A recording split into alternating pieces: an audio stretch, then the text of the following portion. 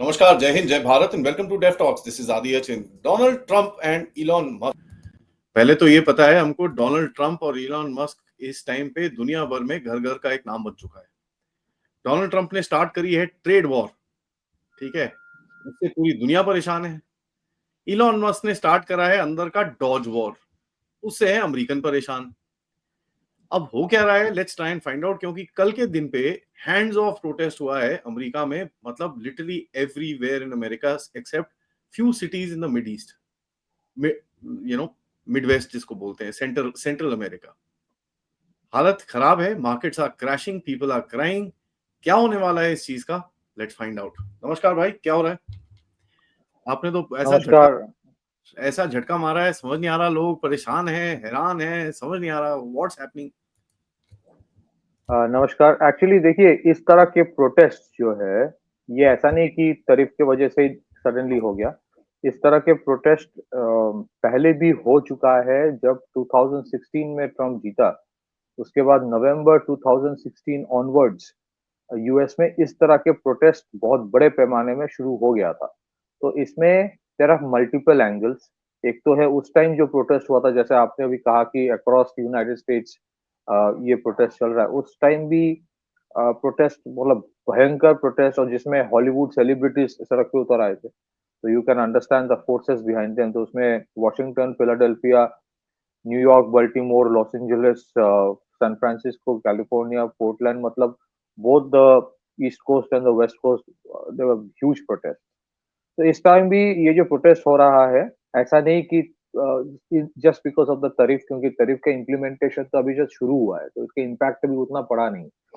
But हाँ, you would definitely have जो anti Trump जो कार्टेल है वो भी स्ट्रांग है, तो उनको एक अपॉर्चुनिटी मिला, तो they are on the streets. दूसरी चीज है कि ये डीओजी की वजह से जो जॉब लॉसेस हुई है वहां पे, हालांकि वो बकवास के जॉब करते थे सारे, but you know eventually it hits the families. तो उसमें अगर if 2.8 lakh people have lost jobs, और many more are on the cusp of losing jobs, सरकारी जॉब, तो उसका एक इम्पैक्ट तो पड़ेगा। थर्ड इज, देखिए, जो इम्पोर्ट यूएस में होता है फ्रॉम कंट्रीज लाइक चाइना, ये जरूरी नहीं है कि सारे चाइनीज कंपनीज एक्सपोर्ट कर रहा है अमेरिका को। अमेरिका के बहुत सारे कंपनीज है जो चाइना में बनवा के अमेरिका में फिर भेजता है।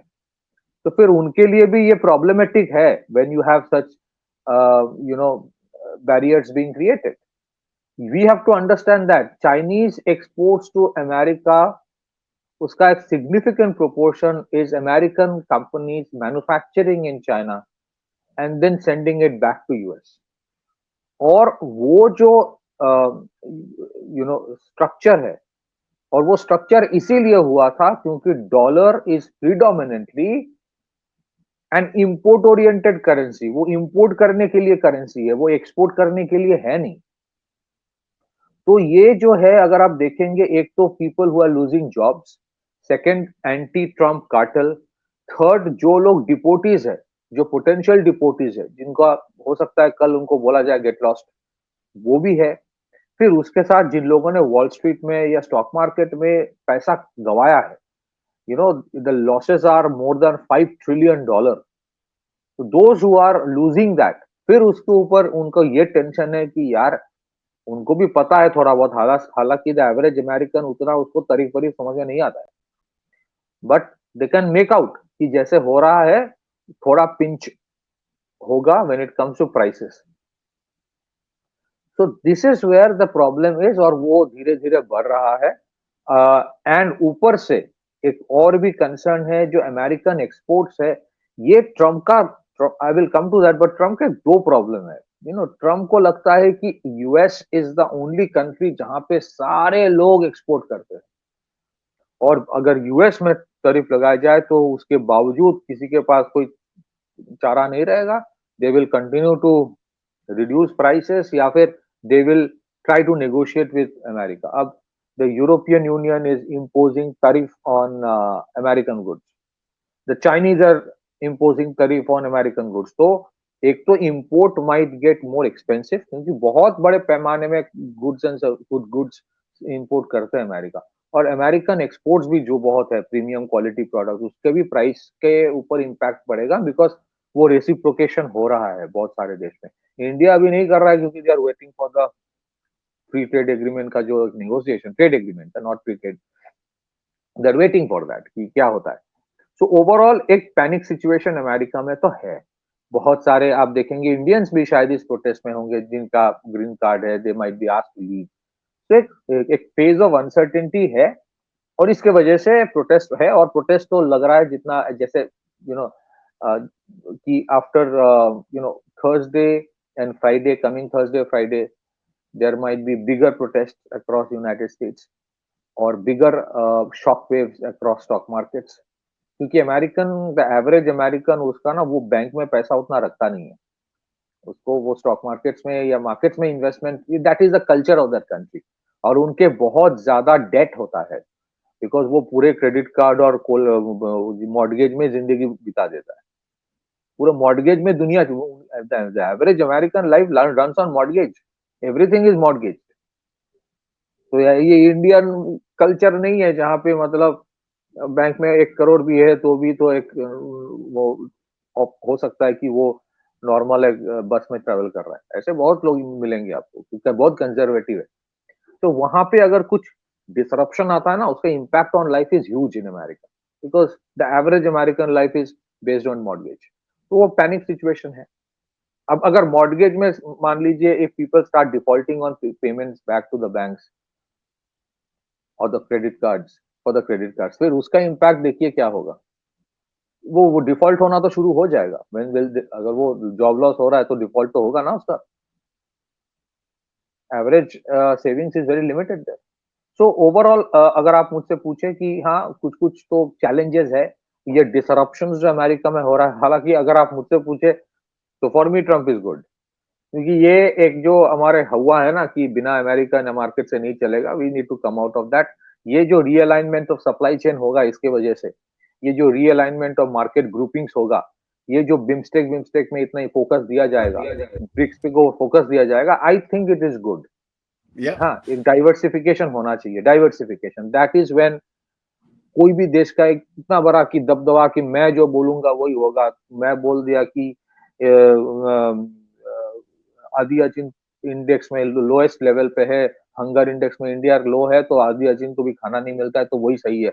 ये जो पूरा खुराफती चलता था ये खत्म हो जाए। But for that obviously this was inevitable, someday उनका जो स्ट्रक्चर है that was bound to have problems. ऐसा नहीं है आदि, मैं ये कहना चाहता हूँ, ऐसा ही नहीं है कि अगर ट्रम्प ऐसा नहीं करता तो यूएस में, US would have been a fancy land forever, ऐसा नहीं है। The entire structure itself is very shaky based on the dollar as an importing, as a country for imports only. और मैं दो चीज और बोलूंगा, if you have questions you take it, then I get back to the. नहीं, as a matter of fact, I think आप जो बोल रहे हो, I just add to it that इनका जो एक ग्लोबल प्लान है कि भाई चाइना के ऊपर डिपेंडेंसी हटानी है, ये सब चीजें करना है। Now countries that will be smart इस पूरे क्राइसिस मोड में, they will reset themselves. Countries जो नहीं है स्मार्ट, वो फंसेंगी जाके। And this is the game. ये मेरे को लगता है कि this is a basically a reset game कि भाई देखो यार, this whole thing needs to stop. दूसरा चीज, एक बड़ा इंटरेस्टिंग सा गेम है कि जो आपने बोला regional groupings, and regional groupings मेरे हिसाब से will be very very important. For example BIMSTEC आप बोल रहे हो, ब्रिक्स खैर geographically it's quite far, but yeah it will be very important as a trading bloc. BIMSTEC, African Union, all these little little regional groupings, I think ये बहुत important हो जाएंगे आगे जाके। हाँ तो क्या होगा, ये जो ट्रेड, जैसे उर्सुला वॉन डर लायन जो इंडिया में आई थी, यूरोपियन यूनियन, अभी देखिए इंडिया के लिए ट्रेड एग्रीमेंट उतना इंपॉर्टेंट नहीं है क्योंकि हम एक्सपोर्ट ओरिएंटेड इकोनॉमी नहीं है। बट मेन हाँ एक्सपोर्ट्स है, 20% है of the GDP, but 80% is internal economy. एक तो है कि मुझे लगता है बहुत सारे इंटरनल रिफॉर्म्स इंडिया में होगा, इंटरनल रिफॉर्म्स, ताकि आप अपने इंटरनल इकोनॉमी को रेसिलियंट बनाओ।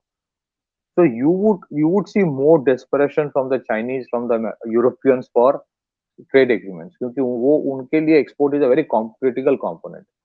तो आपके लिए थोड़ा सा फेवरेबल तो होगा, देन यू टू नेगोशिएट। दूसरी चीज है, देखिए आज ट्रम्प जो कर रहा है ना, ट्रम्प चाह रहा है कि मैन्युफैक्चरिंग वापस आ जाए अमेरिका में, ठीक है? तो अगर उसको वन मैन्युफैक्चरिंग अमेरिका में वापस लाना है, उसको सबसे पहले ये सोचना पड़ेगा। I am sure they have उनके लोग हैं, ये भी जानता है, लेकिन इसको एक्सेप्ट नहीं करता है। उनको पहले सोचना होगा कि मैन्युफैक्चरिंग अमेरिका से बाहर गया क्यों था? अमेरिका से बाहर इसलिए गया था क्योंकि अमेरिका में आप मैन्युफैक्चर करके मास कमोडिटी, प्रीमियम नहीं, मास कमोडिटी जो है मास मार्केट के लिए, आप अमेरिका में मैन्युफैक्चर करके you can't keep on exporting to others, क्योंकि cost wise you become so expensive that the mass will not buy it. That's why Apple manufactures abroad. That's why American companies manufacture abroad. हालांकि companies are Americans, but they're manufacturing. आज अगर China is a manufacturing hub, तो उसका नींव किसने लगाया था? वो तो अमेरिकन कंपनीज ने लगाया था, because manufacturing is expensive is in America. तो क्यों एक्सपेंसिव है? क्योंकि डॉलर को ओवर वैल्यू करके रखा गया है। तो if they have to bring manufacturing back to United States, they have to devalue the dollar. वो करेगा कि नहीं करेगा, वन थिंग। दूसरी चीज, you know, look at what Trump is doing. अब रेसिप्रोकेशन कहां पे होगा which will hit America more? Let me tell you that. Trump दिखा रहा है कि देखो, मेरा इतना ट्रेड डेफिसिट है। गुड्स मैन्युफैक्चरिंग बाहर होता है because goods manufacturing is expensive in America. तो वो बोल रहा है कि बाहर से जो इंपोर्ट हो रहा है उसके ऊपर मैं टैरिफ लगा देता हूं, हालांकि they have no option but to import. But this is what has to be understood. जो अमेरिकन बिग टेक कंपनीज है उसका रेवेन्यू अगर आप ऐड करोगे, जैसे companies like Amazon, companies like X या Twitter, companies like Microsoft, Oracle, उनका जो सर्विसेज एक्सपोर्ट है, या फिर फेसबुक, मेटा, इनका, या गूगल, इनका जो एक्सपोर्ट्स और the revenue earning from India है, उसको अगर आप ऐड करोगे इन गुड्स एंड सर्विसेज पूरा ट्रेड में, तब तो अमेरिका का ट्रेड डेफिसिट इंडिया के साथ नहीं है। You are not adding to the revenue your big tech companies earn from India, वो भी तो आपका एक्सपोर्ट है ना। सो बेसिकली अमेरिकन जो इकोनॉमी वो हो गया ऐसा कि वो basic mass manufacturing was outsourced and they focused on premium hi-tech service delivery and premium hi-tech manufacturing, जैसे एयरक्राफ्ट वगैरह वगैरह, missile systems, defence, basically defence industrial complex and big tech. But big take का अगर आप revenue add करोगे तब तो you are actually you have a trade surplus with India, trade deficit नहीं। Now what is going to happen? Many of these blocs, चाहे वो European union हो, चाइना तो वैसे ही खैर अपने आप को फायरवॉल करके रखा है from American big take. Tomorrow India में थिंक अबाउट, अगर ट्रेड डील फेल होता है, अगर ये ऐसा चलता रहा अमेरिका में, इंडिया में, think about imposing non trade barriers या फिर higher taxation on American big tech exports to India. Are you getting my point? So Trump के लिए क्या है, बिग टेक एक्सपोर्ट्स जो है उसमें भी जिस तरह के वर्कफोर्स की जरूरत होती है, वो वर्कफोर्स में प्रॉब्लम डेफिसिट है अमेरिका में। That's why green card holders को, मतलब विदेशियों को लाया जाता था अमेरिका में to work in this big tech companies. But उसको अगर mass job, basically Trump is basically for that suburban and rural American guy जो रिपब्लिकन वोटर है, वो बिग टेक में काम नहीं करता, उसको मैन्युफैक्चरिंग में जॉब चाहिए। तो वो is trying to bring manufacturing back. जो होने होगा भी तो वो बहुत सारे कुछ उसको करना पड़ेगा, सिर्फ तारीफ से नहीं होता है। बट जो बिग टेक वाला है उसमें that suburban and rural guy doesn't work. लेकिन America actual export is big tech. अगर वो बिग टेक में जो लोग काम कर रहा है वो H1B वीसा होल्डर है, आप उसको भी निकाल रहे हो। So for me, I think, अगर आप मुझसे पूछे, if India has to become from the third largest ecosystem for startups to be better one, deep tech में sixth है but it has to be better one, तो अगर वो जितने सारे restrictions अमेरिका लगाएगा उतना gradually, एक दिन में नहीं, इंडिया के लिए वो, India will be compelled to do better because lot of people will stay back in India, which in the long run national interest में it is good। और थोड़ा बहुत अगर ये चलता रहा, tomorrow you would see trade and non-trade barriers being imposed on the big tech companies of America even। बोला जाएगा कि भाई तो फिर तुम्हारा एक्सपोर्ट भी तो, तुम्हारा रेवेन्यू जनरेशन भी तो अमेरिकन एक्सचेकर को ऐड कर रहा है. If your country does not add consider that, तो फिर आई विल पुट टैक्स. मेरे गुड्स के एक्सपोर्ट के ऊपर तुम टैक्स लगा रहे हो, तो योर सर्विसेज एक्सपोर्ट के ऊपर आई विल कंसिडर. क्योंकि टुडे और टुमारो इंडियन आईटी कंपनीज के ऊपर भी वो कुछ करेगा, non tariff barrier. So invariably there will be reciprocation. This is the whole thing. Trump basically wants jobs for the suburban and rural American जो hard labour करता था, वो मैन्युफैक्चरिंग में, वो बिग टेक में नहीं है. So he wants manufacturing to come back, but actual American proficiency, cutting edge जो रेवेन्यू जनरेशन, वो तो बिग टेक में है. बिग टेक में जो अमेरिकन बेस्ड है, अमेरिका में होता है, और मैन्युफैक्चरिंग जो आउटसोर्स किया जाता है. तो he wants to completely change the circle. उसके लिए डिसरप्शंस भी हो रहा है, उसके लिए रिएक्शंस एंड रेसिप्रोकेशंस भी बाहर से होगा. और व्हाट विल हैपन, आप बताइए ना, can the American big tech companies also, जितने उनके ग्लोबल कैपेबिलिटी सेंटर्स है, क्या वो हर चीज अमेरिका में वापस ला सकता है? And you, how much do you pay? वो cost is a very sensitive factor even for services export and big tech exports. उसमें अगर आप एक बंदे को इंडिया में 40,000 दे रहे हो, how much would you have to pay somebody in America in terms of purchasing power parity? It will be no less than $3,000 or $4,000. So cost sensitivity आ जाता है. So invariably there is a reset happening. और ये reset America में because of its internal deficit और उनका जो बहुत बड़े पैमाने में प्रॉब्लम्स है, बिकॉज उसको पता भी नहीं होगा कितना डॉलर वो प्रिंट कर रहा है. लास्ट चीज, ये बिटकॉइन का जितना हवा बना के रखा था, बिटकॉइन हैज क्रैश बिलो $80,000. तो सिर्फ लेक्चरबाजी से नहीं होता है. ट्रम्प ने सोचा कि हाइप में कर लूंगा, but it is painful. Structural reforms are always very painful. And remember, Modi ji silently did lot of structural reforms, silently. इसका थोड़ा थोड़ा इम्पैक्ट पॉजिटिव इंडिया को मिल रहा है अभी. जीएसटी हो, इंसॉल्वेंसी बैंक्रप्सी कोड हो, one somebody will can say इसमें अभी भी प्रॉब्लम है. हाँ, स्ट्रक्चरल रिफॉर्म में प्रॉब्लम रहता है, इतना आसान नहीं है. बट जिस तरह से ट्रांजिशन मोदी जी ने किया, without too much of lecturing और हवाबाजी, जो ट्रम्प थोड़ा कर रहा है, ज्यादा कर रहा है, तो इसका रिएक्शन होगा. मैं वो हमेशा से बोलता हूँ, ट्रम्प थोड़ा ज्यादा बोलता है. I don't think he should talk that much because his plans are good. You know, जो वो कर रहा है, it makes a lot of sense कि भाई he wants to do a reset. झटका स्टार्ट करना है. There is no other way to start his economy, restart his game. He knows he's in a death spiral right now. So either he basically goes, that's the only way. So he's doing that. King size, उनका जो king size approach है ना, lot of people are not accepting कि भाई तू हर चीज करोगे. तो एवरेज अमेरिकन में प्रॉब्लम है, बट अमेरिकन को भी ये समझना चाहिए, वो जिस तरह का लाइफ लीड करता था, someday that edifice had to crash. क्योंकि अमेरिका's biggest two exports जो कहा जाता है, क्या है? What are America's biggest exports? Number one is inflation to the rest of the world. Number two is dollar. मतलब डॉलर रिलेटेड ही पूरा इन्फ्लेशन जो बाहर भेजा जाता है. You print currencies and you send it. Although हम लोग इतना लंबा नहीं करते, but I'm still going to ask you another question. Let's finish it in another minute. What do you think is going to happen now? आगे जाके will there be a reset? Countries will start negotiating because at the end of it, इसको अंदर भी protest ठंडे करने हैं अपने. और ये जैसे जैसे मार्केट गिरेगी, प्रोटेस्ट will intensify. हाँ, तो दो चीजें हैं. वेरी गुड क्वेश्चन आदि. एक तो जो there are many small countries, उनकी वो कैपेसिटी नहीं है. जैसे वियतनाम, दे विल से कि जैसे ताइवान, वो लेकिन नहीं ठीक है, जो आप बोलोगे वो कर लूंगा. Many countries like India would have a wait and watch policy. वो देखेगा कि ट्रेड नेगोशिएशन में क्या हो रहा है. हमारे इंडिया बोलेगा मुझे भी एक्सेस चाहिए तुम्हारे मार्केट में बेटा, अगर तुम्हें एक्सेस इंडिया में चाहिए. दूसरी चीज, यूरोपियन यूनियन का ट्रांस अटलांटिक जो बॉन्डहमी था, European Union literally hates the right wing of America. तो वो रेसिप्रोकेशन करेगा, रेसिप्रोकल टैरिफ लगाएगा. लड़ाई तो है. Actual trade war will be between US and European union. Actual trade war will be between US and the Chinese. But and within United States, US has always been deeply divided inside. Deep divisions है. It is a country with a history of civil war. Deep divisions आज भी है. तो वो divisions धीरे धीरे बढ़ेगा.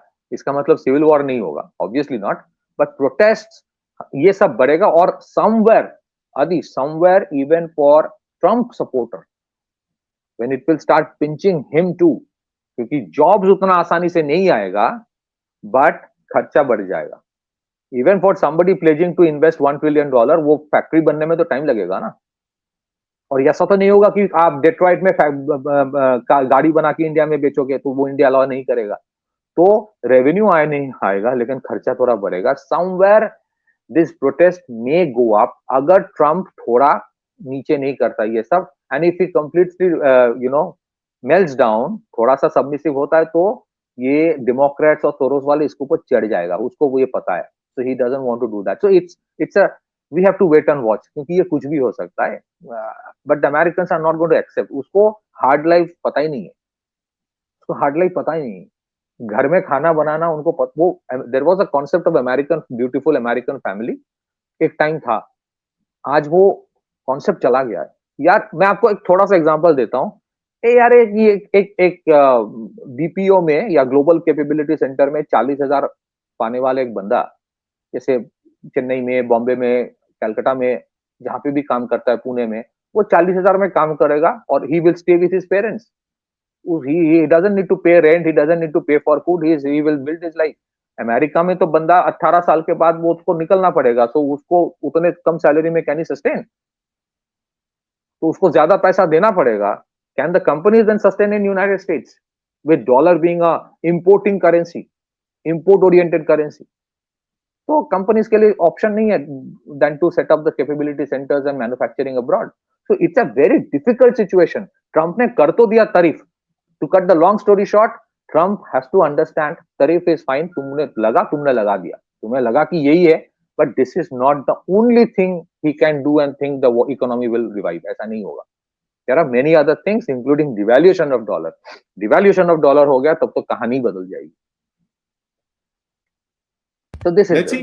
And devalue भी उसको ज्यादा नहीं करना, he just have to devalue it about 5-7%, and I think he should be 5-7-10%. He should be able to figure it out.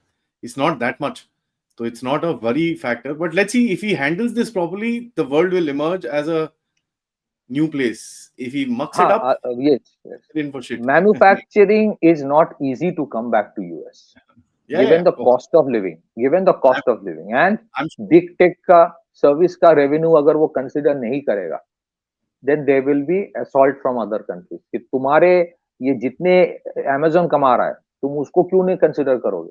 तब तो ट्रेड डिफिसिट नहीं है, तो वो नहीं करेगा। So there where the trade war with other countries are going to rise. That is all. Interesting. So guys, times are interesting, and this is something that we were saying कि एक shock तो आएगा, and globe जब आपको reset करना है तो एक शॉक will come, and मेरे हिसाब से it's the time for India now to do stuff, ठीक है? Because आपका manufacturing needs to go up. I think Piyush Goyal ने जो चीज बोली है, lot of condemnation is coming. एक दो CEOs ने चिट्ठी भी लिखी है. I think that is superb. मेरे हिसाब से something good will come out of this. Babu reform or whatever it is, I think it needs to happen. ठीक है? बाबू reform it needs to happen. So एक debate start हो रखा है. I get very happy when stuff like this happens because एक debate start होता है, and those debates lead to good things. They lead to reforms, and that is what we need at the moment. Thanks Fatih bhai for that insight. Interesting times ahead. इसके ऊपर हम नजर रखेंगे. But thank you so much, guys. सबसे request है video को like और subscribe करिए and do contribute towards the channel. नमस्कार, जय हिंद, जय भारत.